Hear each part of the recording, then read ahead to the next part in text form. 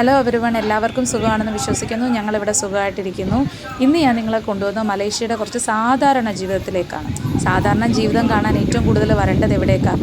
ഗ്രാമങ്ങളിലേക്കും ചന്തകളിലേക്കുമാണ്. അപ്പോൾ ഇന്ന് നമ്മൾ വന്നിരിക്കുന്നത് ബയാൻബറു എന്ന് പറഞ്ഞ സ്ഥലത്തുള്ള അത്യാവശ്യം വലിയൊരു മാർക്കറ്റിലേക്കാണ്. ഈ മാർക്കറ്റിൻ്റെ വലുപ്പം എന്ന് പറഞ്ഞാൽ 4.5 ഏക്കറാണ്.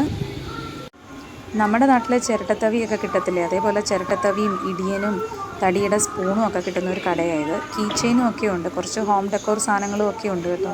ഞാനൊരു മുറം എടുത്ത് നോക്കിയായിരുന്നു. വില കണ്ടപ്പോൾ ഞാൻ അതേപോലെ അങ്ങ് തിരിച്ചു വെച്ചു. വിലയൊന്നും ഞാനിവിടെ പറയുന്നില്ല, ചുമ്മാ നിങ്ങൾക്കൂടെ എന്തിനാ ഒരു മാനസിക സംഘർഷം തരുന്നത്. അങ്ങനെ ആ കടയിലെ ചേച്ചിയോട് ബബായിയൊക്കെ പറഞ്ഞിട്ട് ഞാൻ നേരെ പച്ചക്കറിയുടെ സെക്ഷനിലോട്ടാണ് പോകുന്നത്. നേരെ നടന്ന് ഇടത്തോട്ട് തിരിഞ്ഞു കഴിഞ്ഞാൽ പച്ചക്കറിയുടെ സെക്ഷനായി. പച്ചക്കറിയുടെ സെക്ഷനിലൂടെ പോകുമ്പോൾ നിങ്ങൾക്ക് ചില സാധനങ്ങളൊക്കെ കാണുമ്പോൾ തോന്നി ഇവരെന്താ ഇവിടെയെന്ന്, ഇവർക്കെന്താ ഇവിടെ കാര്യം എന്ന് തോന്നുന്ന ചില സാധനങ്ങളുണ്ട് കേട്ടോ. എനിക്കങ്ങനെ തോന്നിയ സാധനങ്ങളിലൊന്നാണ് ചീനിയില. നിങ്ങളുടെ നാട്ടിൽ ചീനിക്ക് എന്താ പറയുന്നത് എനിക്കറിയത്തില്ല. കപ്പ, കൊള്ളി, അങ്ങനെ പലതും പറയുന്നത്.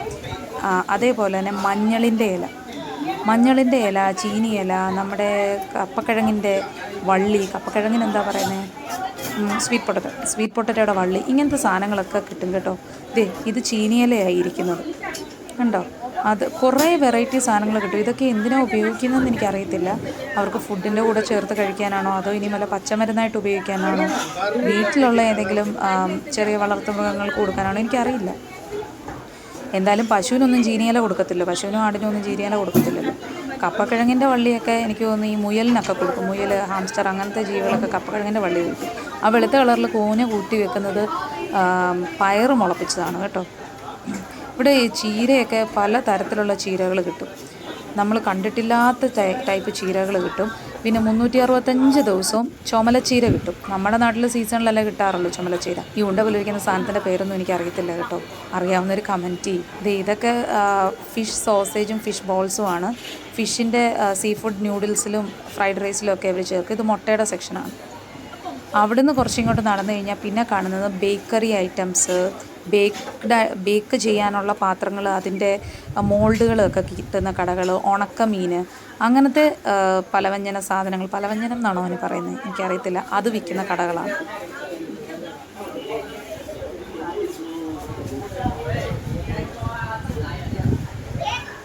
ഇത് അറിയാമല്ലോ, റംബൂട്ടാനാണ്. ഇവിടെ ചക്ക വാങ്ങിക്കാൻ കിട്ടും കേട്ടോ. അതാണ്ട് 5 ചുളയ്ക്ക് 6 റിങ്കറ്റാണ്.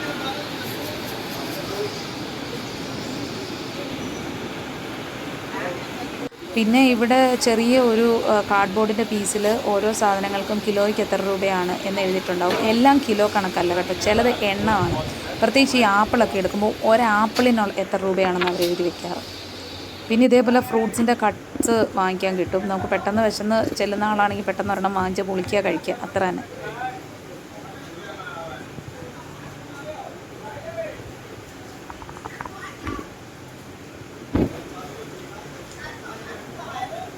ഇവിടെ ഇരിക്കുന്ന ഈ ആപ്പിളിൻ്റെയൊക്കെ മുകളിലെ കാർഡ് ശ്രദ്ധിച്ചാൽ നിങ്ങൾക്കറിയാം, അത് ഒരെണ്ണത്തിന് 1 റിങ്കറ്റ് 50 സെൻറ്റ് അങ്ങനെ എഴുതി വെക്കുന്നത്.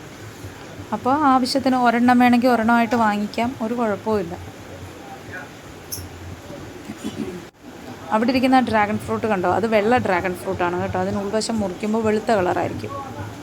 ഇത് പ്ലമ്മാണ്, കിലോയ്ക്ക് 22 രൂപ. ഈ ഇരിക്കുന്ന ആപ്പിളും ഓറഞ്ചും എല്ലാം കവറിൽ കെട്ടി വെച്ചേക്കുന്നതിനെല്ലാം 10 റിങ്കറ്റാണ്. ഒരു പാക്കറ്റിന് 10 റിങ്കറ്റ്. ഇത് ചുമന്ന ഡ്രാഗൺ ഫ്രൂട്ടാണ്.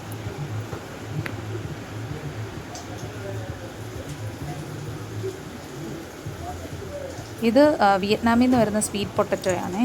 നല്ല മധുരമാണ്. ഞാൻ ഇത്രയും മധുരമുള്ള സ്വീറ്റ് പൊട്ടറ്റോ വേറെ കഴിച്ചിട്ടില്ല, അത്രയ്ക്ക് മധുരമാണ്.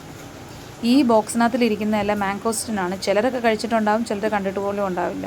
ഇത് നമ്മളിപ്പോൾ വന്നേക്കുന്ന മീനിൻ്റെ സെക്ഷനിലേക്കാണ്. ഈ മീനിൻ്റെ ഒന്നും പേര് കാര്യങ്ങളൊന്നും എന്നോട് ചോദിക്കരുത്, എനിക്കറിയത്തില്ല. ഈ താഴെ കാണുന്ന ചൂരയാണെന്ന് തോന്നുന്നു, അല്ലെങ്കിൽ നിങ്ങൾ തന്നെ കമൻറ്റ് ചെയ്യുക കേട്ടോ. ഈ കടയിൽ നിന്ന് ഞാൻ സ്ഥിരമായിട്ട് മീൻ വാങ്ങിക്കുന്നത് കേട്ടോ. ഈ ചേച്ചിയുടെ കയ്യിൽ നിന്നാണ് കഴിഞ്ഞ കുറേ വർഷമായിട്ട് ഞാൻ മീൻ വാങ്ങിക്കുന്നത്. ഇതിൻ്റെ തറയെല്ലാം നനഞ്ഞ് വെള്ളമായി കിടക്കും, നിങ്ങൾക്ക് കണ്ടാൽ അറിയായിരിക്കും. അതുകൊണ്ട് അതിനെ വെറ്റ് മാർക്കറ്റ് എന്ന് വിളിക്കുന്നത്. പിന്നെ ഈ പേര് അന്വർത്ഥമാക്കാൻ വേണ്ടി ഇന്ന് നേരം വെളുത്തപ്പം മുതൽ മഴയാണ്. ഈ മാർക്കറ്റിൻ്റെ നടുക്ക് തന്നെ ഒരു ചൈനീസ് ടെമ്പിളുണ്ട്. ഇതാണ് ചൈനീസ് ടെമ്പിൾ. ഇവിടുത്തെ ഗോഡ് ഏതാണെന്നൊന്നും എനിക്കറിയത്തില്ല. ഇതാണ് ഇവിടുത്തെ ചൈനീസ് ടെമ്പിൾ. ഈ ഫ്രൂട്ട്സിൻ്റെ സെക്ഷൻ കഴിഞ്ഞ് ഒരു കോറിഡോറുണ്ട്. ആ കോറിഡോർ കഴിഞ്ഞ് വരുമ്പോൾ ഇങ്ങനെ ഒരു ചൈനീസ് ടെമ്പിളാണ്. അത് കഴിഞ്ഞാൽ സ്റ്റാർട്ട് ചെയ്യുന്നത് ഭയങ്കര വലിയൊരു ഈറ്ററിയാണ്. ഇപ്പോൾ ഇവിടെ മഴയായതുകൊണ്ടും ബ്രേക്ക്ഫാസ്റ്റിൻ്റെ ടൈം കഴിഞ്ഞതുകൊണ്ടും അധികം ആൾക്കാരൊന്നുമില്ല. നമ്മുടെ നാട്ടിലെ പോലെ ഒരു കടയിൽ എല്ലാ സാധനവും കിട്ടുന്ന പരിപാടിയില്ല. ചോറ്, ഇഡ്ഡലി, ദോശ, പൂരി അങ്ങനെ എല്ലാം കിട്ടത്തില്ല. ഒരു കടയിൽ അവരുടെ സ്പെഷ്യലൈസ്ഡ് ആയിട്ട് എന്തെങ്കിലും ഒരു സാധനം കാണും. ഇപ്പോൾ ചാർക്കോയത്തി ആണെങ്കിൽ ചാർക്കോയത്തി മാത്രം. പിന്നെ ഇവിടെ നമ്മുടെ ദോശ, ഇഡ്ഡലി, അപ്പം അങ്ങനത്തെ സാധനങ്ങളൊക്കെ കിട്ടുന്ന ചില ഇന്ത്യൻ സ്റ്റോൾസ് ഉണ്ട് കേട്ടോ. ഈ കുമ്പിൾ കെട്ടി വെച്ചേക്കുന്ന സാധനം കുമ്പിളപ്പവും ചക്കയപ്പവും ഒന്നുമല്ല. ഇതിൻ്റെ പേര് നാസിലമാക്കെന്ന. നമ്മുടെ ഇഡ്ഡലി ദോശ എന്ന് പറഞ്ഞ് ബ്രേക്ക്ഫാസ്റ്റ് കഴിക്കുന്നവർ, ഇവിടുത്തുകാർ ബ്രേക്ക്ഫാസ്റ്റ് കഴിക്കുന്ന ഒരു സാധനമാണ് നാസിലമാക്ക് കേട്ടോ. ഭയങ്കര വിശാലമായിട്ടുള്ള ഒരു ഈറ്ററിയാണ്. ഇപ്പം കൂടുതൽ ഒഴിഞ്ഞു കിടക്കും. എനിക്കൊന്ന് മഴയായതുകൊണ്ടും ബ്രേക്ക്ഫാസ്റ്റ് ടൈം കഴിഞ്ഞതുകൊണ്ടും പല കടക്കാരും ബ്രേക്ക്ഫാസ്റ്റ് കഴിഞ്ഞിട്ട് ലഞ്ചിന് വേണ്ടിയിട്ടുള്ള അവരുടെ മെനൂസ് എടുത്ത് വയ്ക്കുകയും അതേപോലെ ലഞ്ചിന് പ്രിപ്പയർ ചെയ്യുകയൊക്കെ ചെയ്യുന്നുണ്ട്.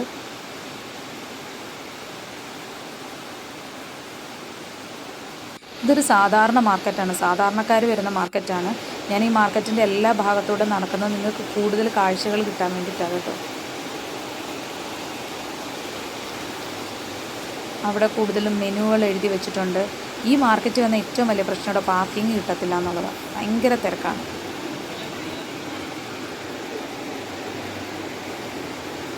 ഇവിടെ ഒരു കടയിൽ കുറേ ഐറ്റംസ് നിരത്തി വെച്ചിട്ടുണ്ട്. അവർ ചോറ് നമുക്ക് എടുത്തു തരും. ചോറിൻ്റെ കൂടെ നമുക്ക് ഏത് കറിയാണ് വേണ്ടതെന്ന് വെച്ചാൽ വിളമ്പി അവരുടെ തിരിച്ചു കൊണ്ട് കൊടുത്തു കഴിഞ്ഞാൽ ആ എടുത്ത കറിക്കും ചോറിനുള്ള പൈസ അവർ പറയും, നമ്മളത് കൊടുത്താൽ മതി. ഇതെല്ലാം ചൈനീസ് ബേക്കറി ഐറ്റംസാണ്. ബിസ്ക്കറ്റ്, പല ടൈപ്പ് ബണ്ണ് അങ്ങനത്തെയൊക്കെയാണ് കേട്ടോ. പലതിൻ്റെ പേരൊന്നും എനിക്കറിയത്തില്ല. ഇവിടുന്ന് നേരെ ഇറങ്ങിപ്പോകുന്നത് വീണ്ടും ഫ്രൂട്ട്സിൻ്റെ സെക്ഷനിലേക്കാണ്. ഫ്രൂട്ട്സിൻ്റെ സെക്ഷനിൽ നിന്ന് നമ്മൾ നേരെ ചെല്ലുന്ന കഴിയുമ്പോൾ ആദ്യം കണ്ട ആ ഷോപ്പ് കാണും. അവിടുന്ന് പുറത്തോട്ട് ഇറങ്ങാം. പിന്നെ മീൻ മാർക്കറ്റിൻ്റെ അവിടെ നിന്നും പുറത്തേക്ക് ഇറങ്ങാൻ പറ്റും കേട്ടോ. മീൻ മാർക്കറ്റിന് തൊട്ടപ്പുറത്ത് തന്നെ ഇറച്ചിയുടെ മാർക്കറ്റുണ്ട്. അവിടെ എന്തോ പണി നടക്കുന്നതുകൊണ്ട് ഞാൻ അങ്ങോട്ട് പോയില്ല. മാർക്കറ്റിൽ നിന്ന് പുറത്തിറങ്ങിക്കഴിഞ്ഞാൽ മാർക്കറ്റിൻ്റെ വൃത്തികേടുകളെല്ലാം പുറത്തുണ്ട്. ആ വെള്ള കാറിന് തൊട്ടപ്പുറത്ത് പാർക്ക് ചെയ്തേക്കുന്ന ബ്ലാക്ക് കാർ എൻ്റേതാണ്. പക്ഷേ അങ്ങോട്ട് പോകാൻ ഒരു രക്ഷയില്ല. വെള്ളം ഭയങ്കരമായിട്ട് മഴ പെയ്ത് വെള്ളം വീണുകൊണ്ടിരിക്കുക. ഞാനതുകൊണ്ട് ഈ മാർക്കറ്റിൻ്റെ സൈഡിൽ തന്നെ ഇങ്ങനെ കയറി നിന്നു മഴയൊന്ന് തോരാൻ വേണ്ടി. ഇവിടെ ഇങ്ങനെ നിന്നപ്പോഴാണ് ഞാനൊരു കാര്യം ശ്രദ്ധിച്ചത്. സത്യം പറഞ്ഞാൽ ആദ്യം ഞാൻ പേടിച്ചു പോയി, എന്താണ് ഈ സാധനമെന്ന് ഓർത്ത്. നിങ്ങൾ ശ്രദ്ധിച്ച് നോക്കിക്കോണേ. ഇവിടെ ഒരു ടാങ്കിനകത്തിൽ കുറേ മീൻ അനങ്ങുന്നു.